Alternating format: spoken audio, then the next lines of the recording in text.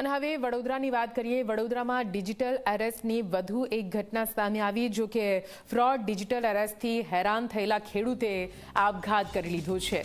કાયાવરોહણના 65 વર્ષીય અતુલભાઈએ દવા પીને પોતાનું જીવન ટૂંકાવ્યું અને તેની પાછળનું કારણ છે ડિજિટલ એરેસ્ટનો ફ્રોડ। ભેજા બાજુએ દિલ્હી એટીએસ તરીકે ખેડૂતને આપી હતી ઓળખ। દર 5 મિનિટે કોલ કરીને ખેડૂતને ધમકી આપતા હતા અને કહેતા હતા કે 40 કરોડનું ફ્રોડ તેમના અકાઉન્ટમાંથી થયું છે। આ વાત કહીને ડિજિટલ એરેસ્ટ કર્યા હતા। જો કે આ ખેડૂતે કંટાળીને ડરીને પોતાનું જીવન જ ટૂંકાવી દીધું।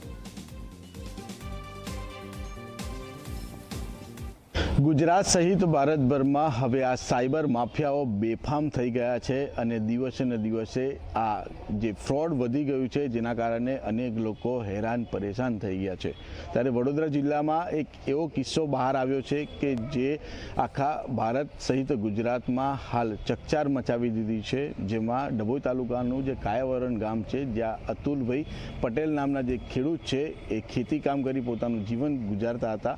જે દરમિયાન સાયબર ફ્રોડ દ્વારા અનેક વખત તેઓને ધમકી આપી અને રૂપિયાની માંગણી કરતા આખરે નાસીપાસ થઈ તેમને આત્મહત્યા કરી લીધી છે અને જીવન ટૂંકાવ્યું છે। જેને લઈને પરિવારના સભ્યો આપણી સાથે છે।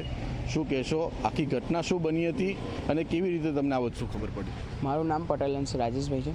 હું કાયાવરણ ગામમાં રહું છું અને અમને જાણ અમારા મોટી મમ્મી દ્વારા જાણ કરી હતી કે અમને 3-4 દિવસથી એ લોકો કંઈક અમને કહેતા જ નહોતા। એ ડર્યા રહેતા હતા, બેચેની રહેતા હતા। અમે અમારા ફરિયાવાળા છતાં, અમારા ઘરવાળા છતાં એ પૂછવાનો ટ્રાય કર્યો પણ એમને કંઈક કીધું ના અમને કે શું થયું છે। પછી 2 દિવસ પછી એમને આ પગલું રવિવારના દિવસે બહુ વિડીયો કોલ આવતા હતા। એના જ કારણે સોમવારે સવારે મરકે 5 વાગે એમને દવા પી લીધી અને એ કારણે મોટી મમ્મી ઉપર જોવા ગયા તો એમના મોઢામાંથી ફીણ નીકળી ગયું હતું। એટલે એમને લઈને દવાખાને લઈ ગયા। દવાખાનામાં એમને એડમિટ કર્યા અને એડમિટ કર્યા પછી બીજે દિવસે સવારે 7 વાગે એમનું મૃત્યુ થયું છે। અને એમનું મૃત્યુ થયા પછી અમે લોકો ઘરવાળાને જાણ કરી।